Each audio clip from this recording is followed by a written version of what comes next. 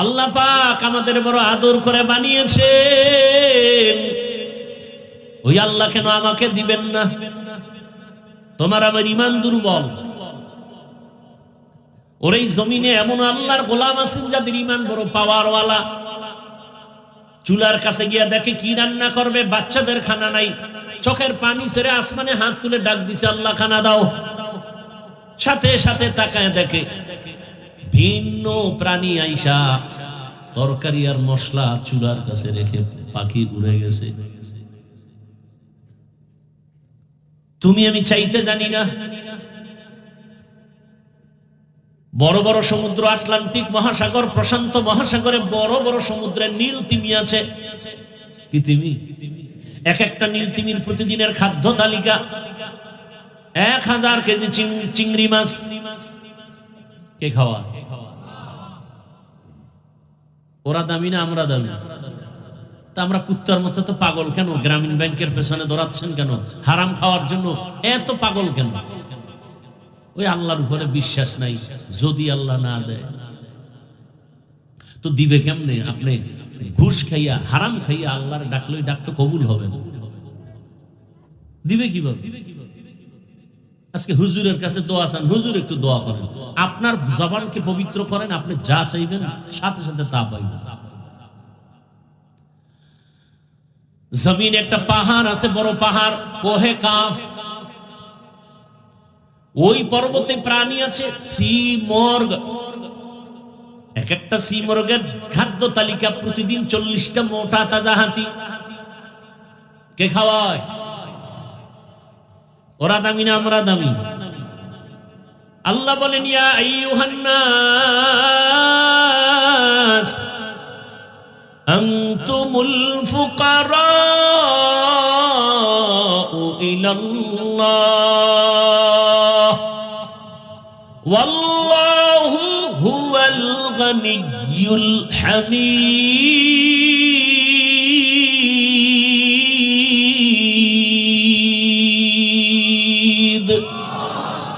गर तवक्कुल मी कुनी हर सुबह शाम मेरा सानत रिज़्क़ तू अज़ ला मकाम। এই সাউন্ড উল্টে গেল কেন ভাই? রিভার্বটা হালকা কমাও, ভলিউমটা আর একটু হালকা বাড়াও। দুই একটা কেচ্ছা কাহিনী বলি নাকি? কথা বল।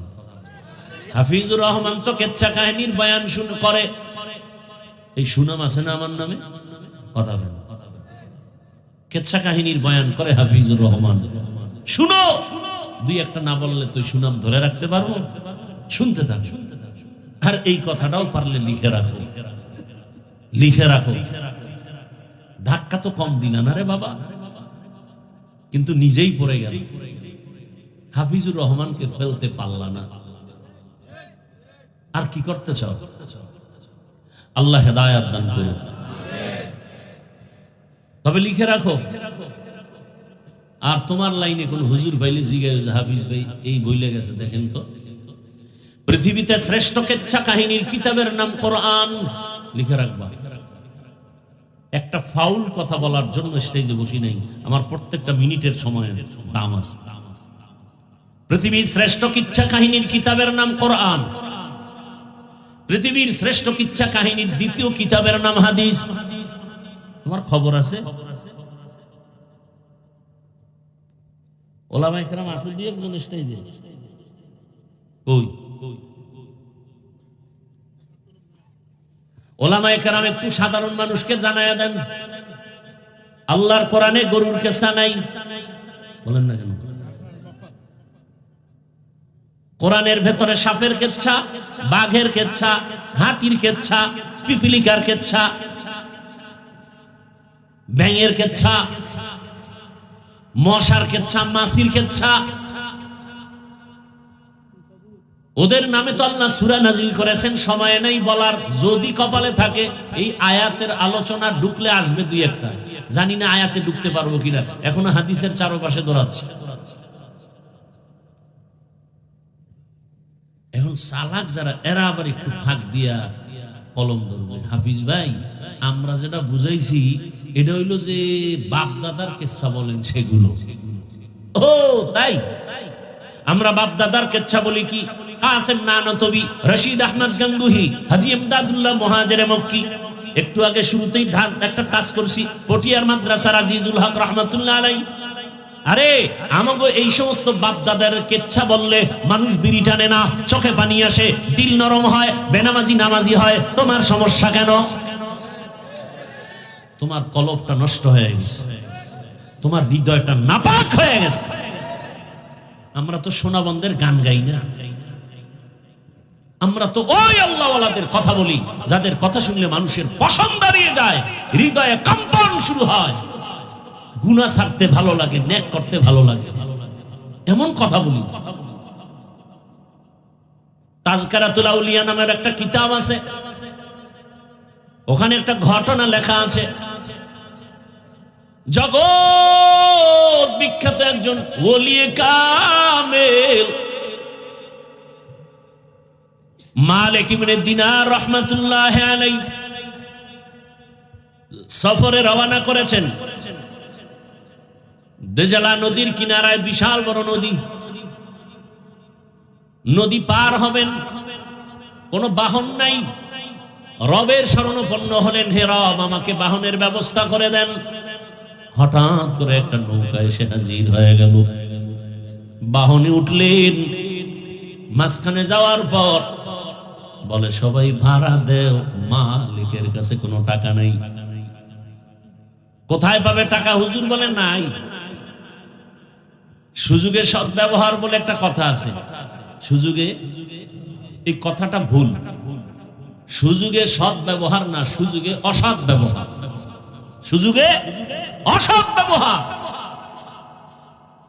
হুজুরের এমনি দেখতে পারে না, সুযোগ যখন পাইছে একটু অসৎ ব্যবহার করলো।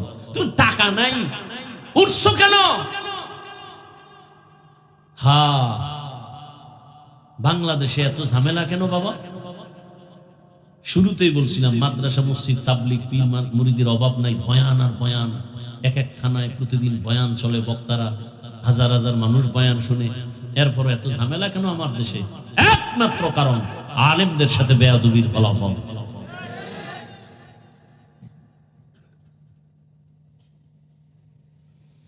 ভাইরা আমার দেশে যারা প্রথিত যশা আলেম, এদের ভক্ত কি আমার দেশে নাই? আমি ওমরায় ছিলাম, হজে গত বছর সাইদি সাহেব ইন্তেকাল করেছেন। ভক্তরা পরে দেখেছি এই এতটা পাগলের মতো কান্না করে লাশের কাছে গিয়ে তার মুখে চুমু খেয়েছে। দেখেন নাই? তার মানেও জাহান্নামে গেছে, তাই তো? শাইখুল হাদিস আল্লামা আজিজুল হক রাহমাতুল্লাহ আলাইহি, চরমনাইর সৈয়দ ইসহাক রাহমাতুল্লাহ আলাইহি, ফজলুল করিম রাহমাতুল্লাহ আলাইহি, মুফতি ফজলুল হক আমিনী রাহমাতুল্লাহ আলাইহি, আব্দুল হালিম বুখারী রাহমাতুল্লাহ আলাইহি, বাইতুল মুকাররমের খতিব ওবায়দুল হক রাহমাতুল্লাহ আলাইহি,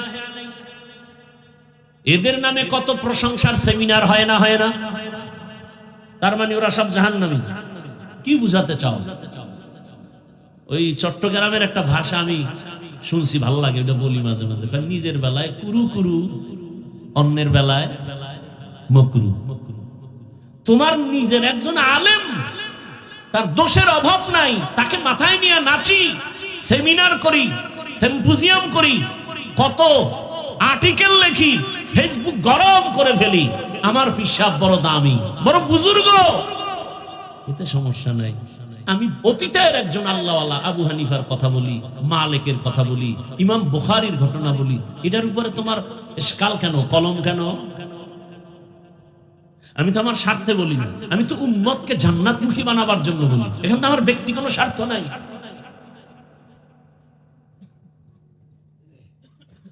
ওই যে শুরুতে একটা টাচ করছি না, কপাল যদি খারাপ হয়, আমি হাফিজুর রহমানকে রসুলের বয়ানেও কপাল খুলে না। কে সে বেঈমান? কি নাম জানেন না? একটু আগে না বলছিলেন? গরবা সূরাত আদমি ইনসাবুদে আহমদবু জাহলো হামেক সাবুদে আদমিরা আদমিয়ত লাজেমাস উদেরাগর বুনা বশদ হি জামাস। ধৈর্য হারাচ্ছেন, সামনে আগাবার একটু। ভাই তুমি এই মনিটরের সাউন্ডটা একটু উঠাও তো, সামান্য। অনেক বকা দিল আলেমকে, শেষ পর্যন্ত ঘটনা বলবো না, সামনে গেলেন। টাকার ব্যবস্থা কুদরতি ভাবে হয়ে গেছে। ওপারে উঠে দেখেন রাস্তার মাঝে একটা যুবক শুয়ে শুয়ে কান্না করে। আল্লাহর ওলি তাকায় দেখলেন হঠাৎ একটা কাক রুটির একটা টুকরা এসে যুবকের মুখে দিয়ে চলে গেল। কিছুক্ষণ পর ওই পাখিটা আবার আসছে, ওর মুখে আবার পানি দিছে, চলে গেল। মালিক ইবনে দিনার গিয়ে বলে, যুবক তুমি এখানে অসুস্থ, কান্না করো, কারণটা কি? বলে 7 দিন হয়েছে। 7 দিন। কারণ কি বলো? বলে বাইতুল্লাহর হজে সফরে রওনা হয়েছিলাম, কাফেলার লোক হারায় ফেলেছে, এখানে আমি বড় অসহায়, কোথায় যাব? পথ হারিয়ে কান্না করতে করতে আল্লাহর কাছে কান্না করেছি, পেটের ক্ষুধা নিবারণ হয় না, মালিক খানার আয়োজন করো। দয়াময় রব্বুল আলামিন এতদিন কান্নার পরে একটু ধৈর্যের পরীক্ষা নিয়ে পাখির মাধ্যমে আমার রিজিকের ব্যবস্থা করেছেন। আল্লাহ কি আসমান থেকে ডাইরেক্ট আইয়া মুখে খানা দিবে? এই কোন নিয়ম আছে নাকি? আল্লাহ কাছে আসবে, আর সেই আল্লাহর তাজাল্লি সহ্য করা যাবে? মুসা নবী তো পারে নাই, আল্লাহকে দেখতে চাইছে তুর পর্বতে। আল্লাহ নূরের তাজাল্লি ছাড়বো, পারবা?